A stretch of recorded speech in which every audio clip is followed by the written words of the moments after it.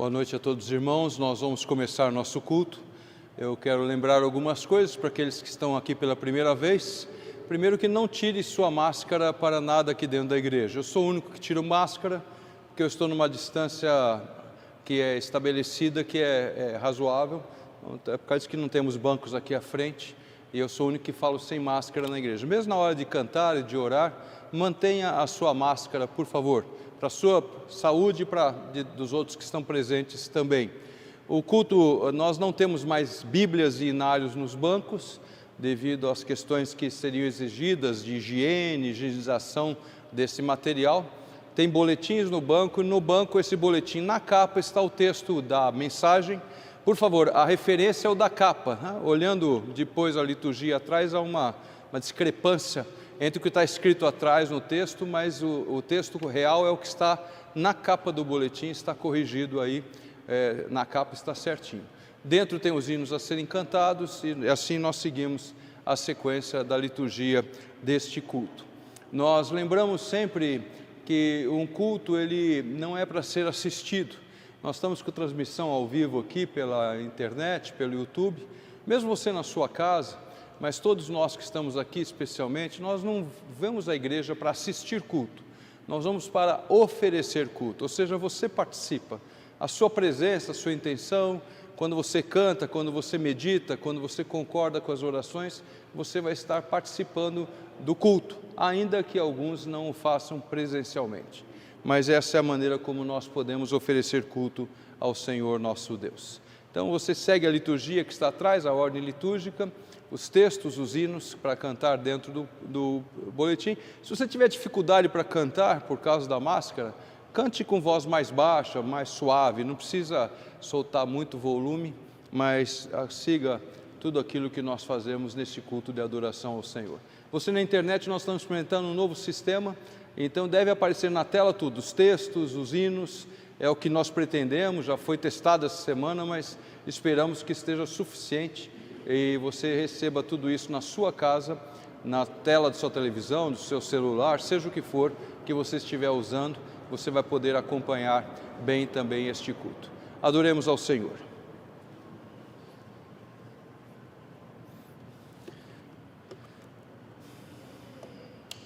Como povo de Deus, meus irmãos, reunidos para a adoração, então, eu quero convidá-los a fazer junto a declaração de nossa fé. A igreja cristã tem diversas formas de declarar sua fé, formas históricas. Uma das mais antigas é o chamado credo apostólico, não porque foi escrito por algum apóstolo, mas pelo fato de estar baseado na doutrina dos apóstolos e ser antiquíssimo, dos primeiros séculos da era cristã.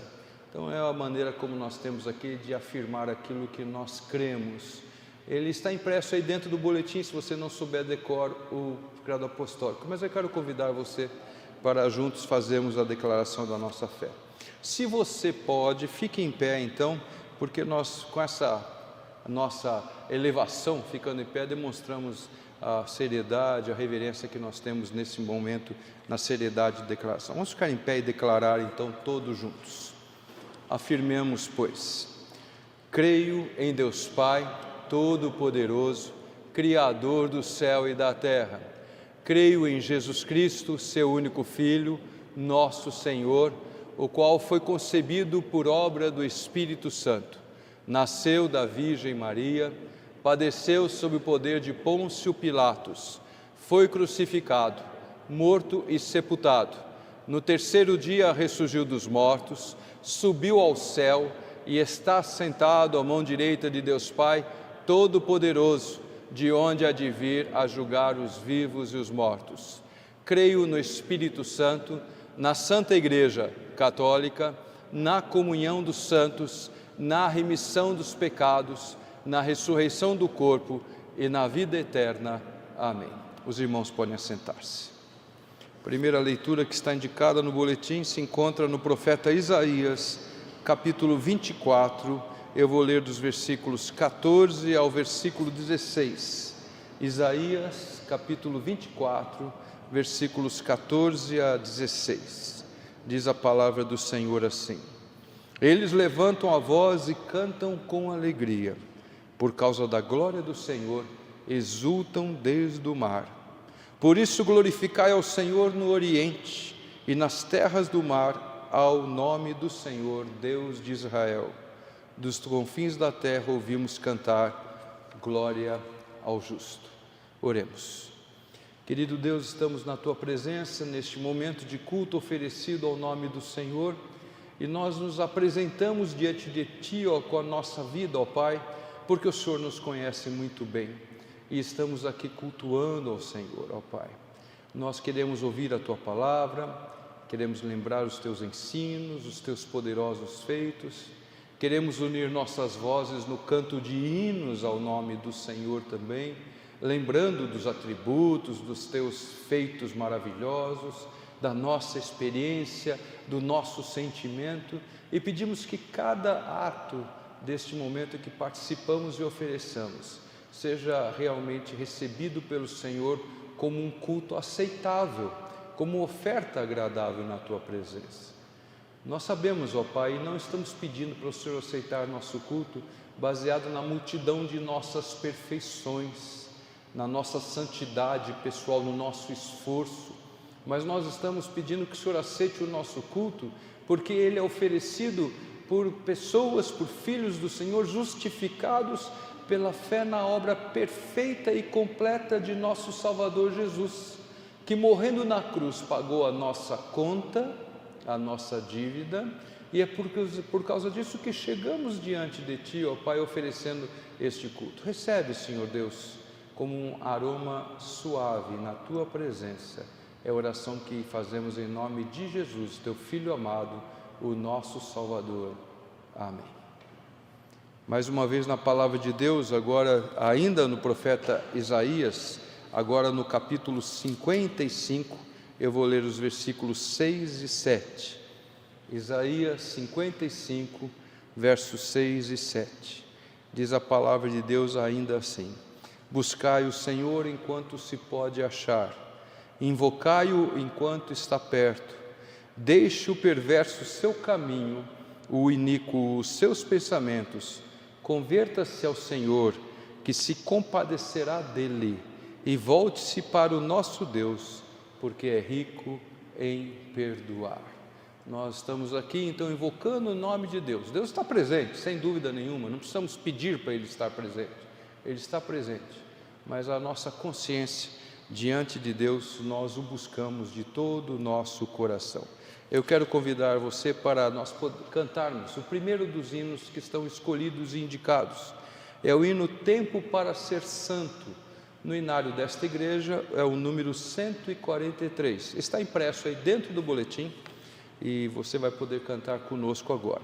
A Isabela vai tocar, quando ela começar a tocar, nós vamos ficar em pé e cantaremos juntos este hino que está impresso no boletim.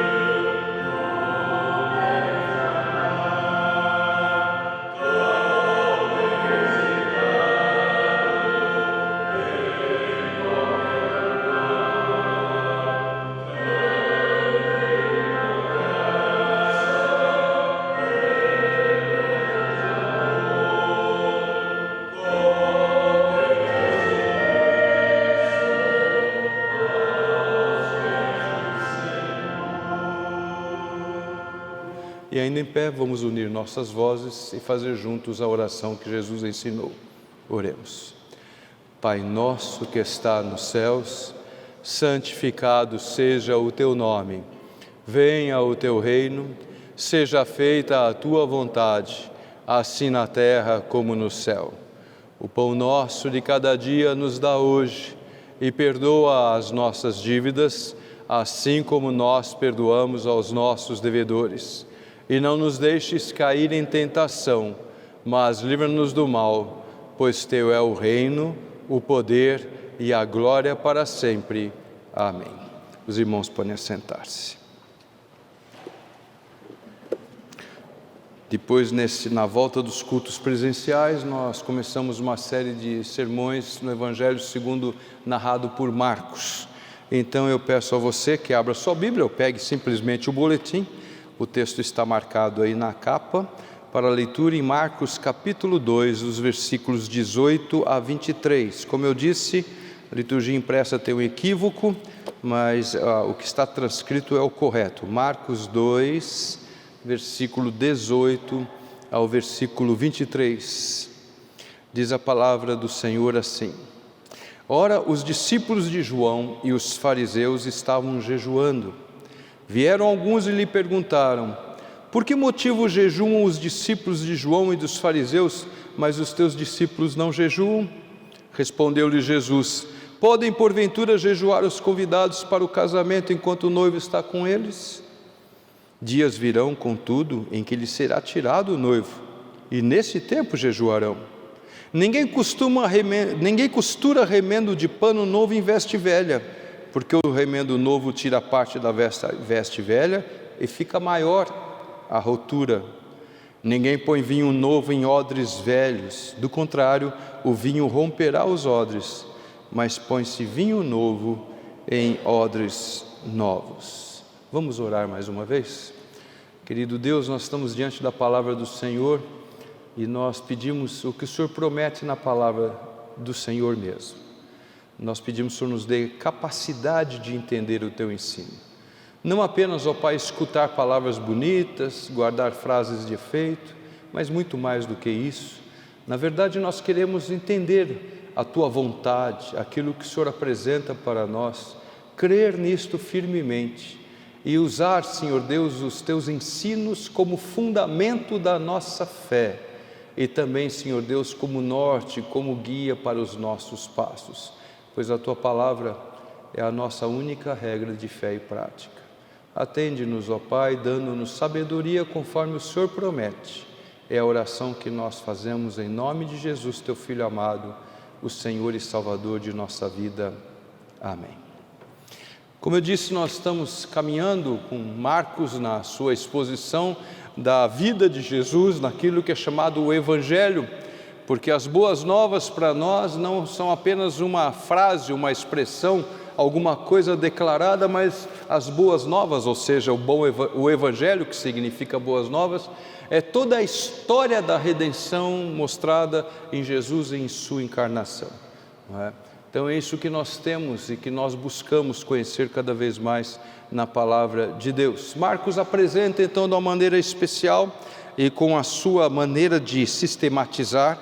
Os evangelistas não são contraditórios, são complementares, cada um com a sua maneira de escrever, colocando daquilo que acha melhor, alguns por temas, outros mais cronologicamente falando, e Marcos faz isso também.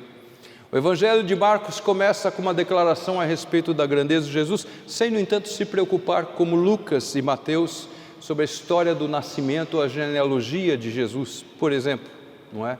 E ele começa já na declaração. Marcos nada fala do aparecimento dos anjos em Belém, Marcos não comenta estas coisas, e nem tampouco aqueles episódios que são pequenos nas Escrituras a respeito de algumas coisas acontecidas na infância de Jesus. Marcos não está preocupado com isso, não é o foco de Marcos quando ele escreve o seu Evangelho.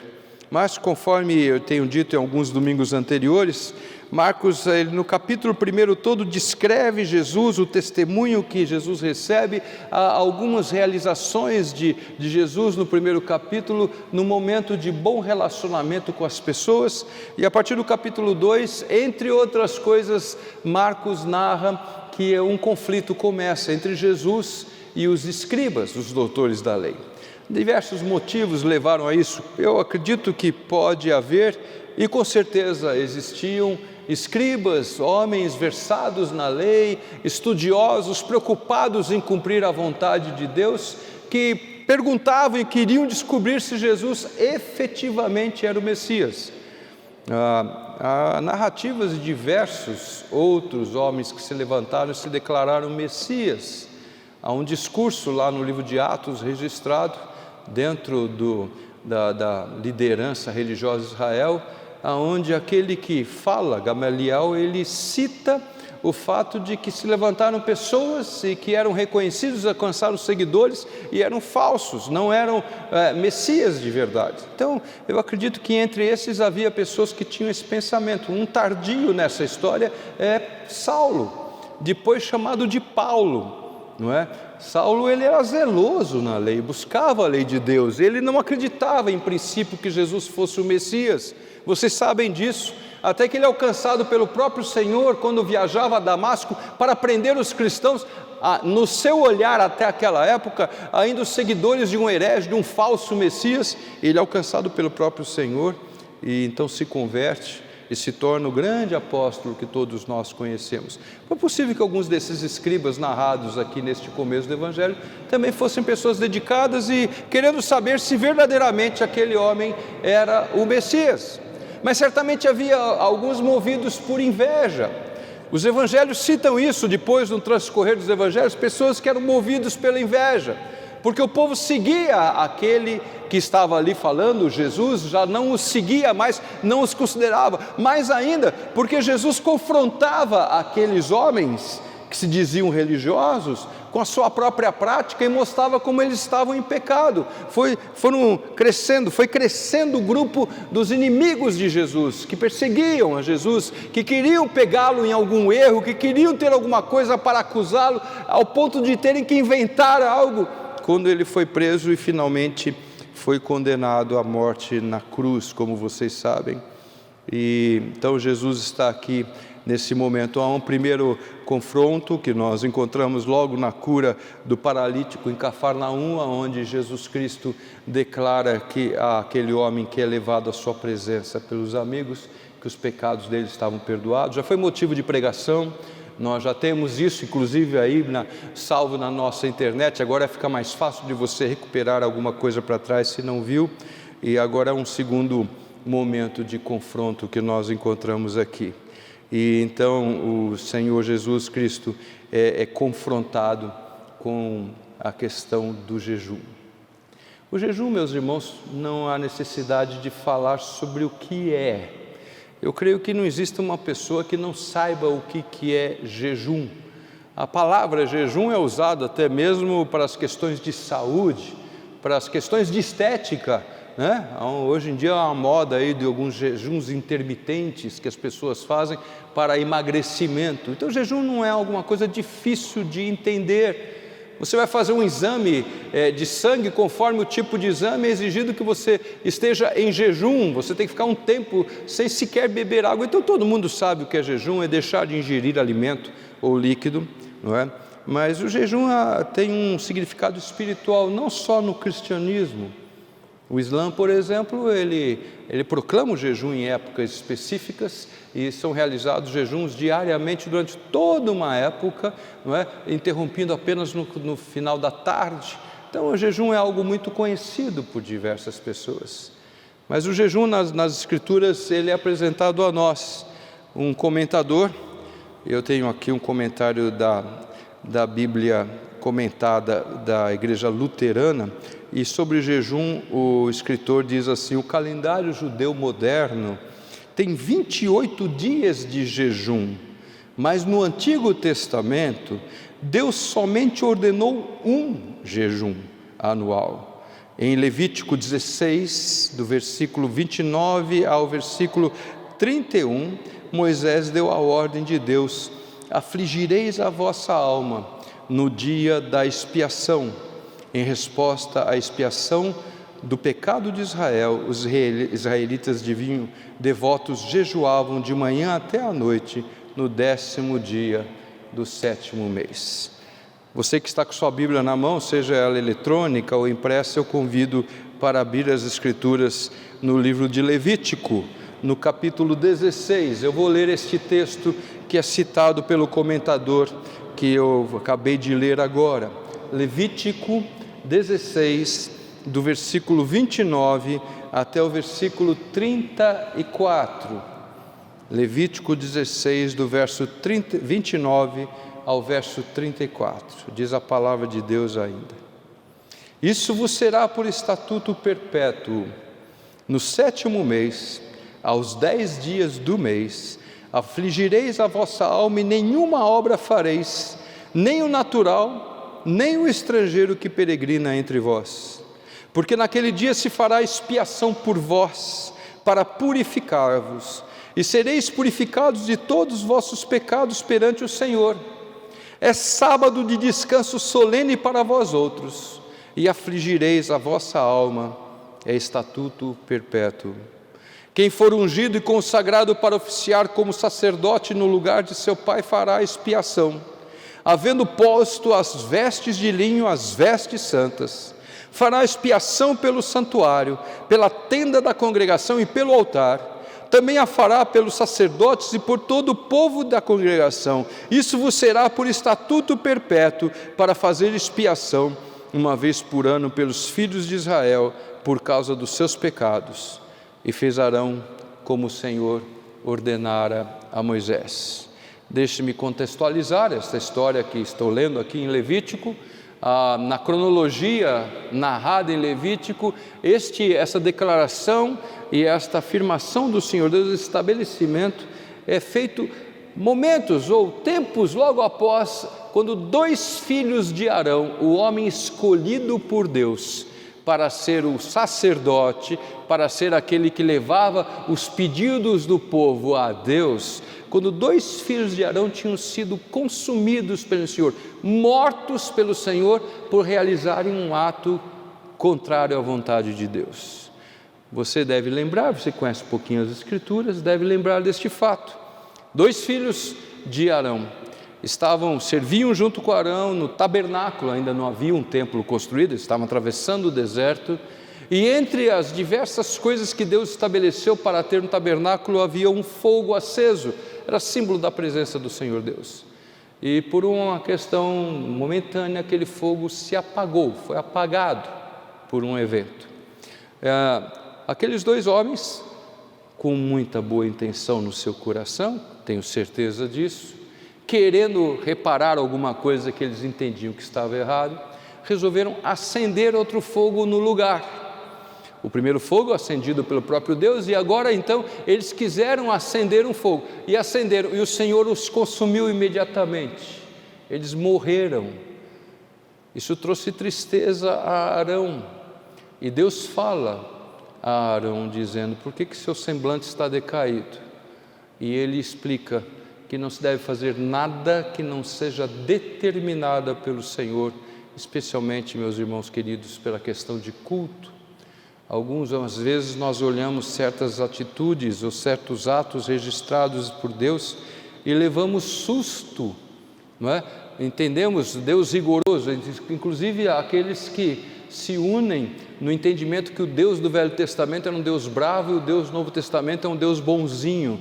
O Deus continua o mesmo, não há um Deus bravo e um Deus bonzinho, há um Deus justo, há um Deus perfeito, há um Deus santo, e Deus estabelece a sua lei, e não cabe ao homem mudar a lei de Deus, aperfeiçoá-la, ou dar, como nós dizemos no nosso linguajar do dia a dia, uma mãozinha para o Senhor. Sempre que o homem resolve fazer alguma coisa por sua conta, fora da vontade de Deus, ele sofre as consequências desse ato. Vocês devem lembrar que o próprio Moisés, A ele Deus deu uma ordem, no momento em que ele estava com o coração bastante entristecido, irado. Eu já disse algumas vezes nesta igreja, ira não é pecado, pecado é raiva, é ódio, é vontade da vingança, não cabe a nós, nós não temos o direito de ter raiva e o desejo de vingança. O Senhor fala, a vingança pertence a mim, diz o Senhor, então é a Ele que pertence. Mas a ira é a indignação diante de um erro. Deus se ira, e Deus diz que nós nos iramos e também vamos ficar irados. E o Senhor diz que não se põe o sol sobre a nossa ira, a um ponto em que a nossa ira deve ser colocada nas mãos de Deus, sem dúvida nenhuma. Moisés estava num momento irado, porque o povo que ele conduzia pelo deserto, pelo qual ele intercedeu, e tão grandiosos feitos foram feitos pelo Senhor naquele povo, estava reclamando mais uma vez, porque estavam com sede, porque não havia água, porque iam morrer no deserto, onde não teriam sequer uma sepultura decente. E Deus então fala a Moisés para ele falar a uma rocha, e dessa rocha jorraria água para atender o povo. Moisés está irado, uma ira em princípio correta, porque ele está sendo provocado, porque o povo está reclamando de Deus, mas ele desobedece ao Senhor Deus. Ele bate na pedra com o seu cajado, e a água jorra, o povo é atendido, a sede é satisfeita.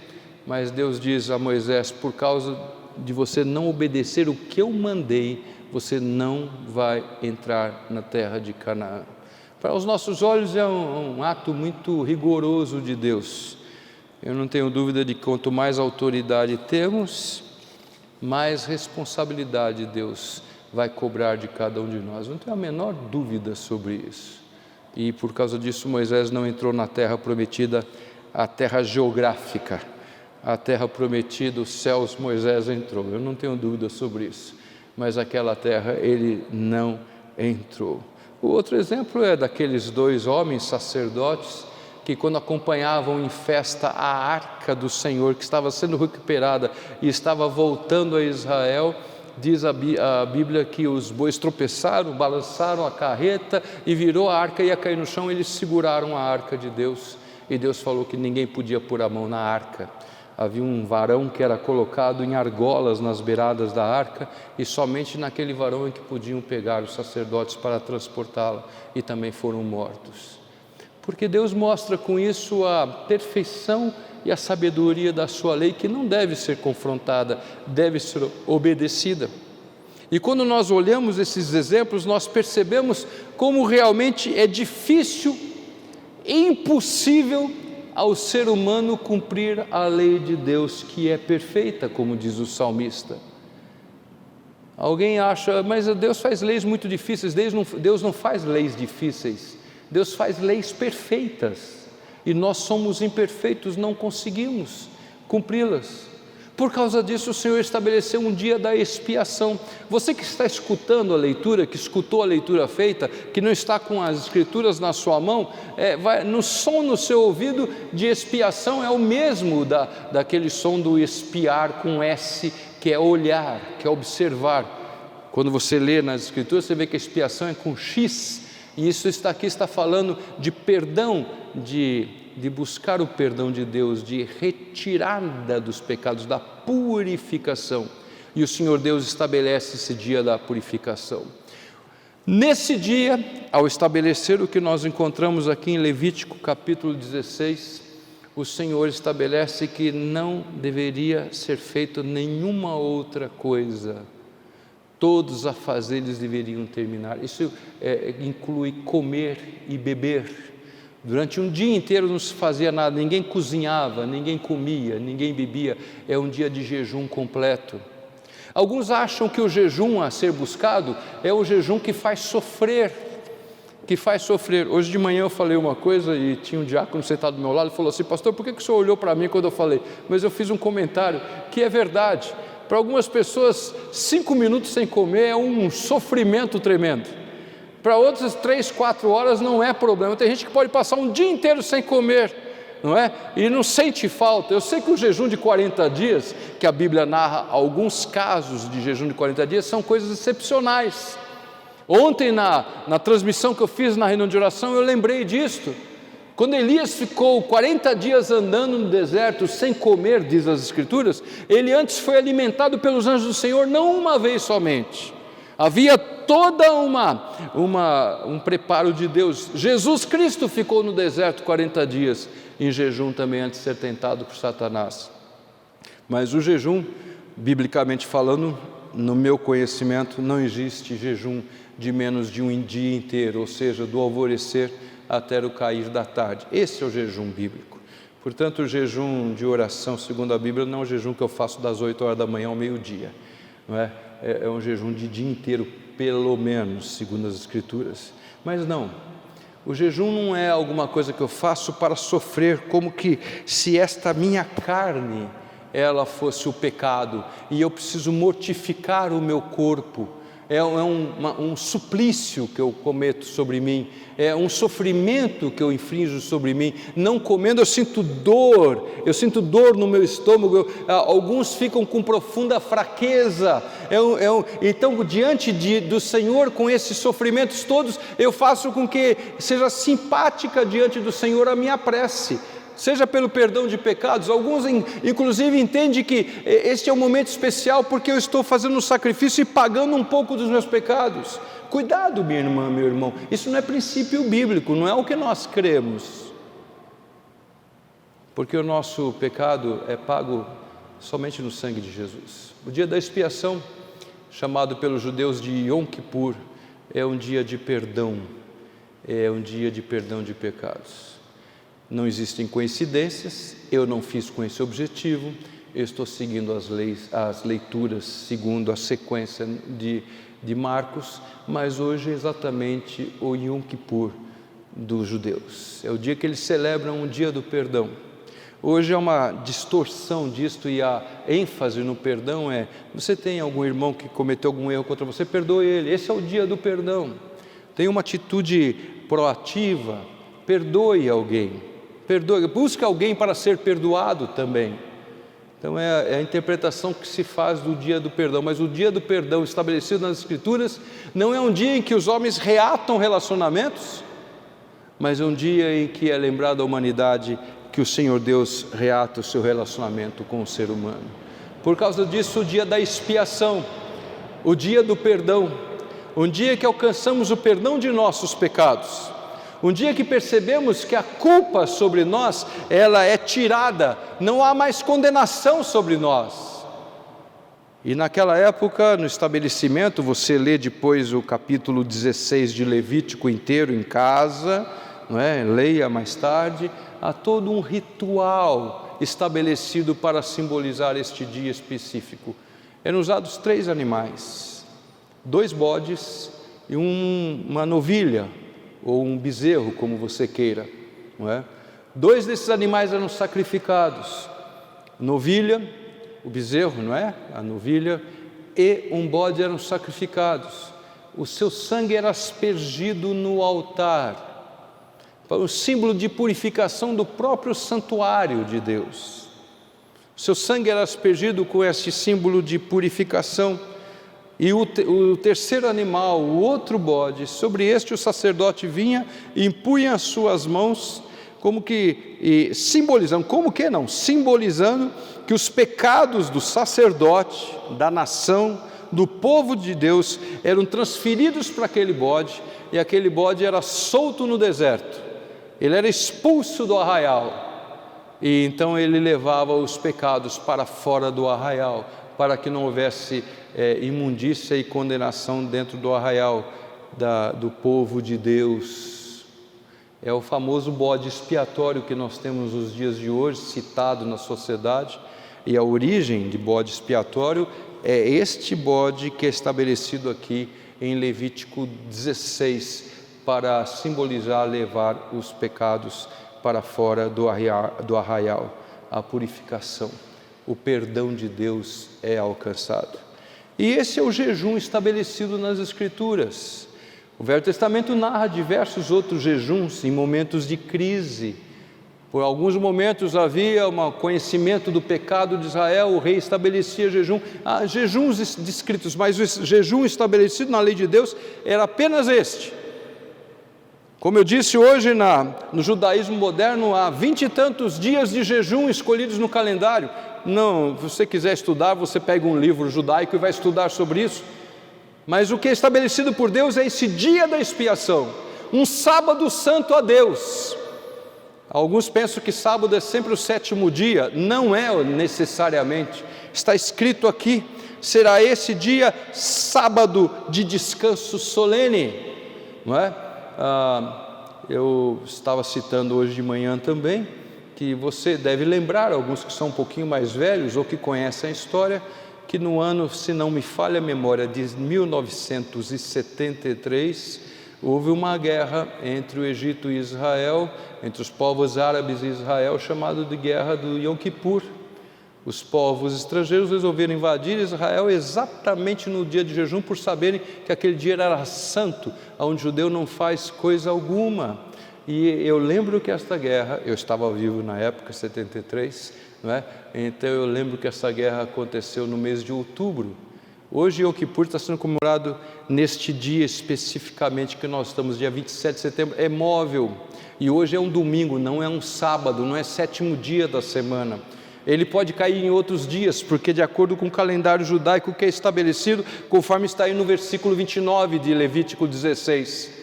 Em alguns momentos, há estes momentos especiais, esses sábados solenes, que são assim descritos na palavra do Senhor Deus. Um dia especial, uma das festas mais importantes religiosas para o povo judeu. Eu posso dizer e afirmar com tranquilidade que o dia da expiação, o Yom Kippur, é tão importante como a Páscoa para os judeus. São duas datas de extrema importância para o povo judeu. É disso que aqueles homens que observam Jesus, e agora eu volto lá para Marcos no capítulo 2, que acompanham, estão vendo ele pregando os seus discípulos e percebem que os discípulos de João Batista guardavam jejuns. Eles observam que os fariseus, homens que se esmeravam e gostavam de dizer que eram cumpridores da lei, guardavam jejuns. Mas os discípulos de Jesus, seguidores de Jesus, eles não guardavam jejum. Porque havia esse entendimento da necessidade do jejum, a necessidade de um momento sacrificial que mostrava piedade, consagração, não é? Mostrava zelo. E eles fazem essa pergunta que está aí: por que os discípulos de João guardam o jejum? Por que os fariseus guardam o jejum, mas os teus discípulos não guardam? E Jesus responde dessa maneira maravilhosa.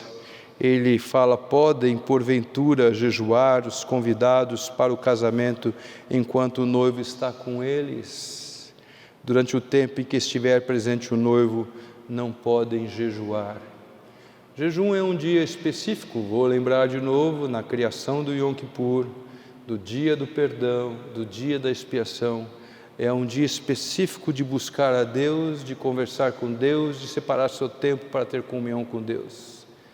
Quando Jesus se compara a um noivo, no dia de festa não é dia absolutamente de fazer jejum, né? Para nós brasileiros tem que ter um brigadeirinho, tem que ter lá um beijinho, um cajuzinho e as coisinhas que nós temos, os bolos e as festas. E Jesus Cristo fala, quando o noivo está presente, nós não estamos fazendo jejum. E ele ali está dizendo sobre ele, Jesus, que é o noivo presente. Se o dia do jejum é um dia para buscar a Deus, Jesus mais uma vez está afirmando a sua divindade, quando ele diz que ele está presente e não há por que se separar e buscar a Deus, porque estão na presença do próprio Deus, ele, o noivo. E enquanto ele está presente aqui na terra, os discípulos estão alcançando dos seus lábios a instrução necessária, estão sendo cuidados pelo próprio Deus encarnado. Não há por que separar momentos agora para buscar comunhão com Deus, quando se está vivendo com o Deus encarnado. É um momento especialíssimo na história. E Jesus diz: é por causa disso que não guardam o jejum. Os seguidores de João Batista, eles guardam o jejum porque João Batista estava anunciando o Cordeiro de Deus, o Messias que estava chegando, mas ele, João, não era o Messias. E ele diz: não, os meus discípulos não precisam separar um tempo para buscar a comunhão com Deus, porque eles estão comigo na presença do noivo, diz o Senhor Jesus. Por causa disso não jejuavam. Mas Jesus continua usando duas ilustrações que precisamos atentar aqui nesse contexto, neste parágrafo. Ele fala: não se põe costura nova ou pano novo em veste velha como remendo, porque se você fizer isso, vai aumentar o rasgo, o pedaço destruído do tecido velho. Ele fala: não se coloca vinho novo em odres antigos. O odre é uma espécie de uma bolsa de couro onde era colocado o vinho, e ele ficava lá dentro curtindo.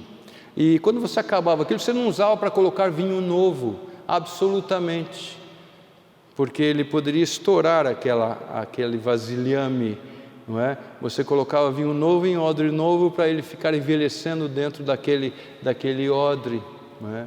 E Jesus diz com isso que o jejum depois da sua partida, e ele diz aqui que haveria de voltar o jejum, depois de sua partida, o jejum teria um novo significado. Um novo significado. E é isso que precisamos atentar no texto que nós temos aqui, meus irmãos. Se o jejum estabelecido por Deus é o dia de total consagração, sem fazer nada, não comer, é um momento, sim, claro, de sofrimento, sim, é um momento de nós percebermos nossa fragilidade, não tenha dúvida sobre isso. É um momento que você fica enfraquecido, você percebe como você realmente é nada diante de todas as coisas e depende do Senhor Deus. Mas se nós entendemos que o jejum estabelecido por Deus era o momento de celebrar ou de lembrar o perdão dos pecados, e aqueles animais levados e sacrificados ou soltos no deserto, eles simbolizavam o tirar o pecado do mundo. O jejum bíblico, meus irmãos, depois de Jesus, ainda deve ser praticado. Foi praticado na igreja primitiva, há registros em Atos dos Apóstolos sobre jejum. Paulo, escrevendo a Timóteo, fala de jejum também. O Senhor Jesus Cristo fala que era necessário orar e jejuar para estar bem espiritualmente, para enfrentar naquela época os endemoniados. Vocês lembram muito bem dessas declarações do Senhor. Nós devemos praticar o jejum, mas não mais para expiação de nossos pecados. Há um novo jejum agora. Não é o vinho velho em odre velho, ou vinho novo em odre novo, não é remendo novo em roupa velha, não é isto absolutamente, mas agora o jejum deve ser praticado com outra intenção, na busca do Senhor Deus necessária para nós. Jesus disse: vai chegar o momento que eles precisarão jejuar, precisarão separar o tempo para meditar, para buscar o Senhor, para lembrar de sua fragilidade. Você e eu devíamos praticar jejuns. Sim, devíamos separar tempo para dedicar ao Senhor, mas não é tempo para nós dividirmos com nossas preocupações. Daí o outro texto que eu coloquei na capa do boletim, que se encontra em Isaías 58, se você quiser ler o capítulo inteiro de Isaías 58, depois também, não vou fazer essa leitura agora, mas na capa do boletim eu pus apenas o versículo 18, o povo de Deus, diante do profeta que anunciava a disciplina, o castigo de Deus, já estava sofrendo as consequências do pecado, pela opressão dos inimigos. O povo diz: nós jejuamos, nós fazemos tarefas grandes e Deus não nos escuta. Aquela ideia de que o jejum reforça, dá um plus, é um upgrade nas nossas orações, dá mais força aos nossos pedidos. Então está dito aqui, Isaías 58, 18, dizendo: por que jejuamos nós e tu não atentas para isto? Tu é Deus, e tu não atentas para isto? Porque afligimos a nossa alma e tu, Deus, não levas em conta? Eis que no dia em que jejuais, o Senhor responde, cuidai dos vossos próprios interesses e exigis que se faça todo o vosso trabalho. Meu irmão, segundo as Escrituras, você não deve tirar um dia de jejum, não comer nada e trabalhar, e brincar, e passear, e fazer qualquer coisa que não seja um momento de plena comunhão com Deus. Isso não é jejum de acordo com as palavras, com as Escrituras. É jejum porque você parou de comer, é jejum de regime, é jejum por indicação médica, mas não é o jejum bíblico. Separe, quando você quiser jejuar, um dia para exclusiva comunhão com o Senhor, para a oração, e nesse dia não olhe para nada, para prato, para fome, para docinho, para balinha no bolso, para qualquer coisa. É dia de você separar para comunhão plena com Deus, é dia de oração, de leitura da palavra, de cânticos de louvores, porque não é evidente, é evidente. É previsto na nossa confissão de fé. A Igreja Presbiteriana é uma igreja confessional. Nós temos a confissão de fé de Westminster, que nós seguimos. Ela diz que o jejum faz parte do culto. Nós temos os princípios de liturgia que dizem como devem ser realizados alguns atos litúrgicos, e a previsão de jejum também, nos princípios de liturgia da Igreja Presbiteriana no Brasil. Então nós prevemos, sabemos que é importante.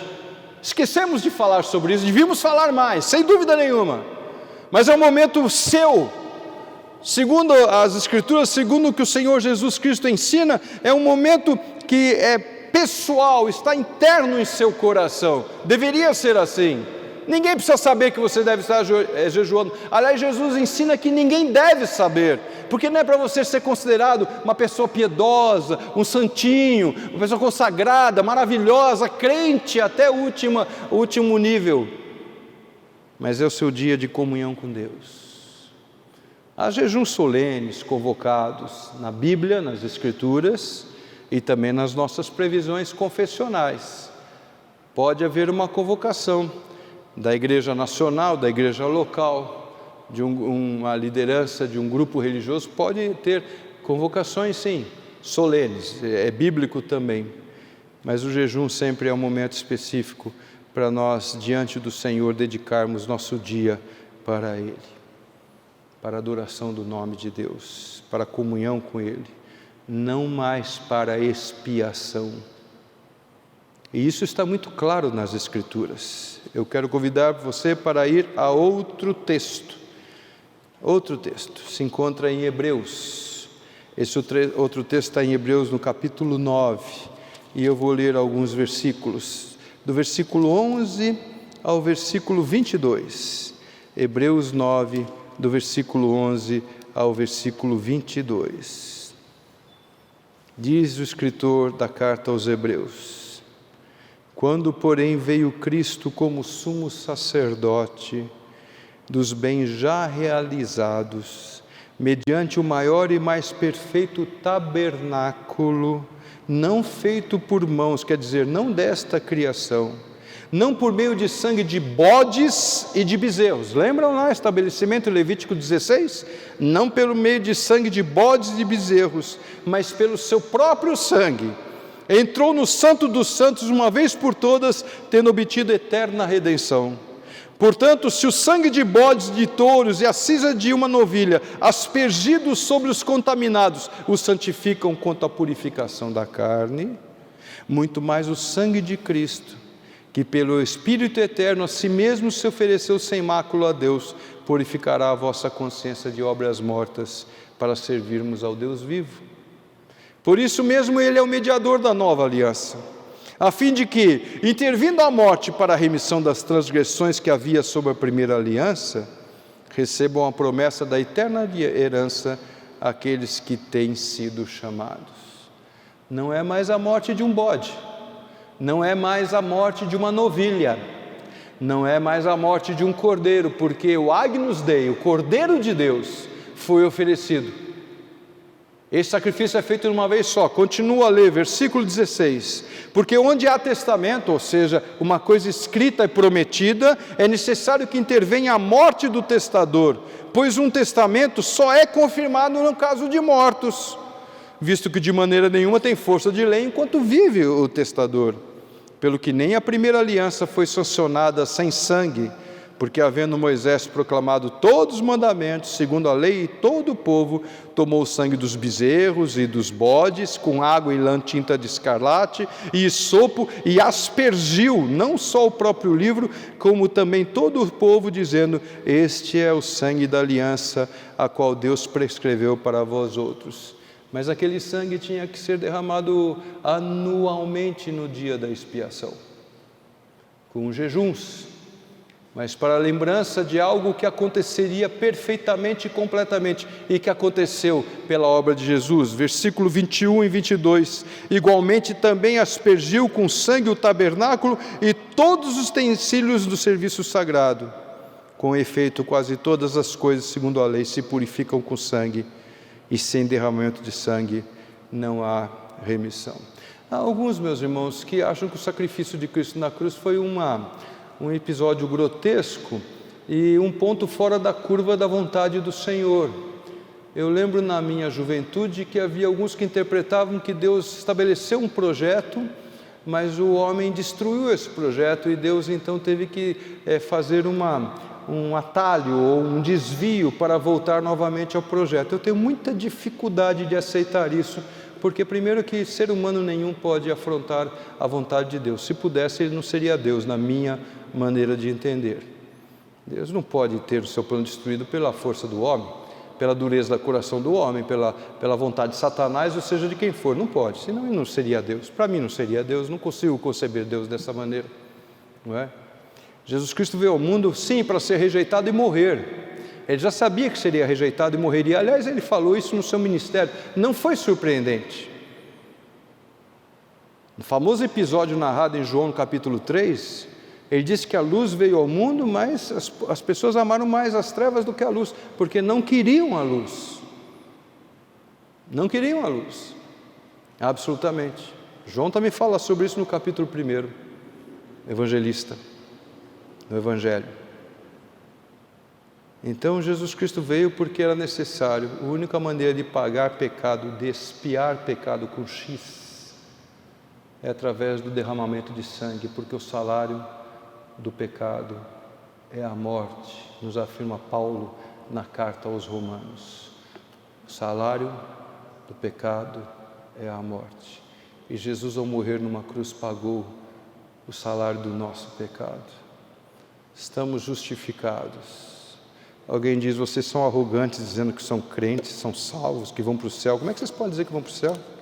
Quem sabe da vida? Quem sabe como vai morrer? E se de repente chegar na hora da morte e você estiver num mau momento da sua vida, bravo com alguém, não perdoou alguém, você não vai para o céu. Alguns entendem assim.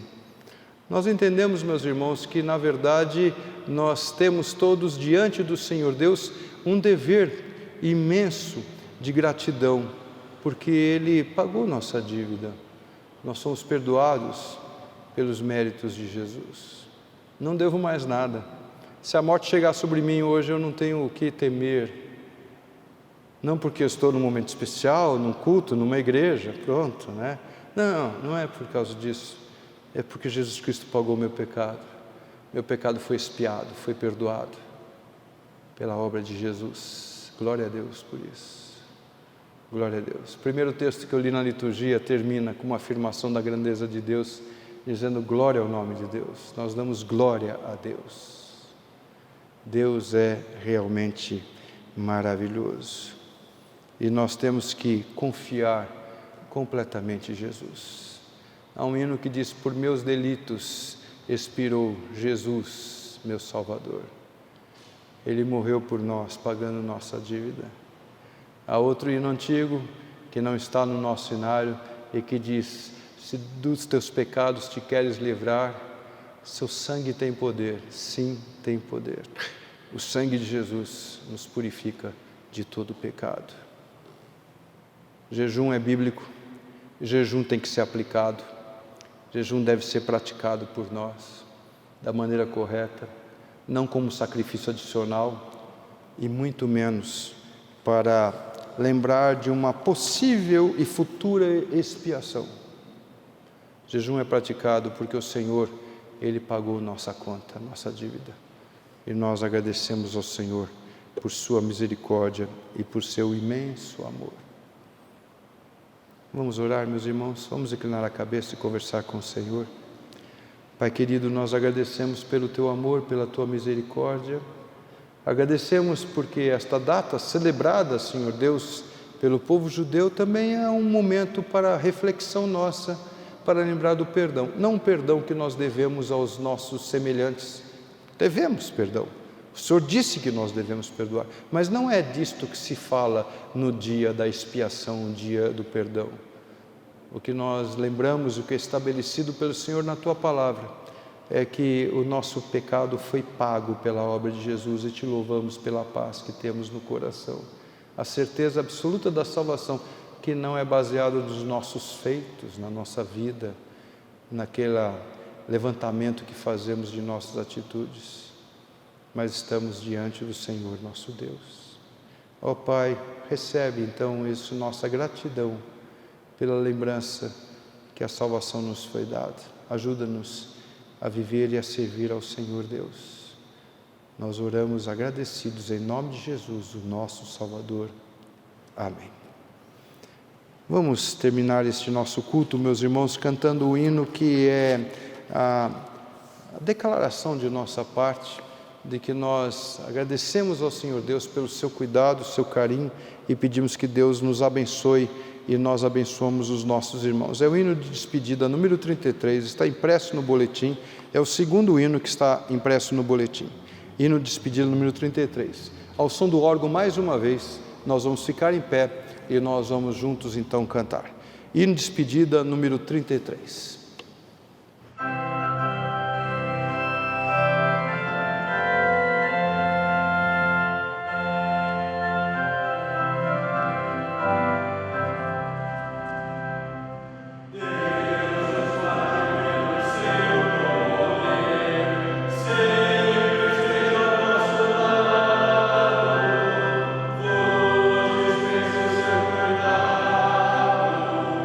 Deus nos guarde.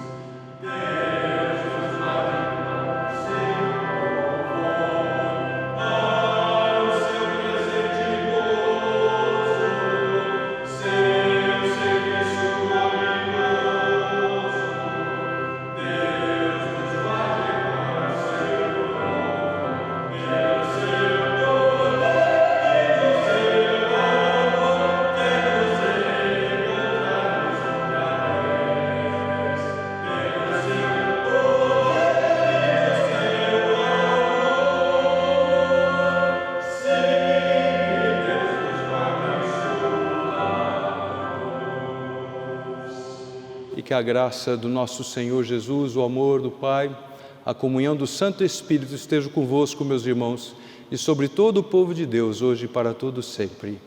Amém. Poder sentar.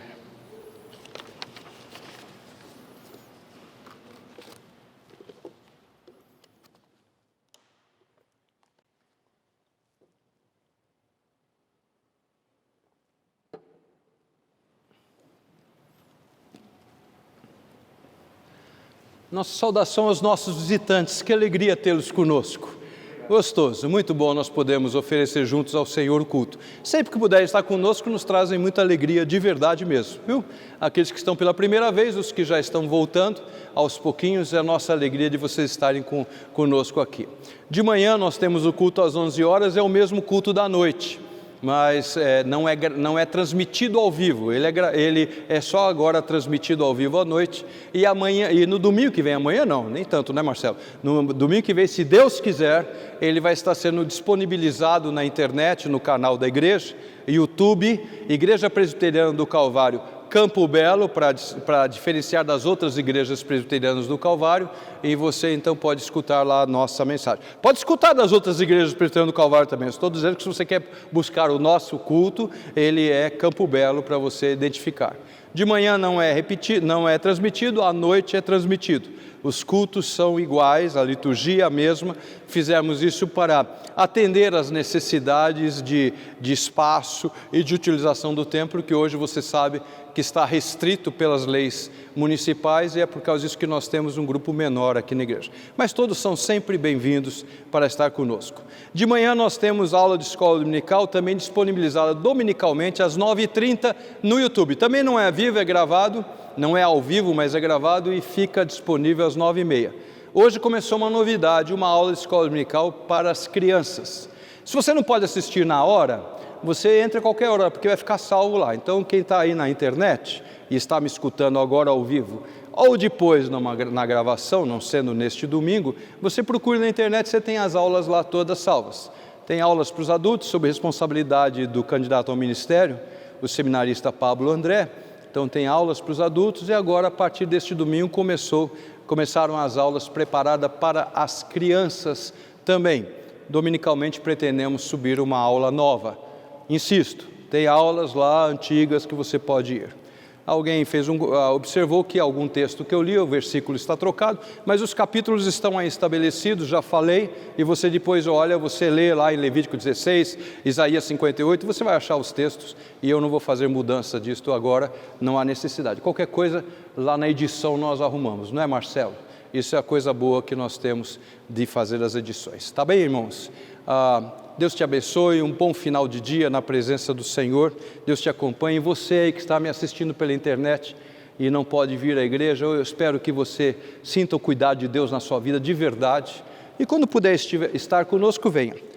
Trazendo máscara e de preferência trazendo a sua Bíblia, que não tem mais disponível aqui, a sua Bíblia, seja ela eletrônica, seja ela impressa, ou do jeito que você preferir, então, mas sempre com a máscara.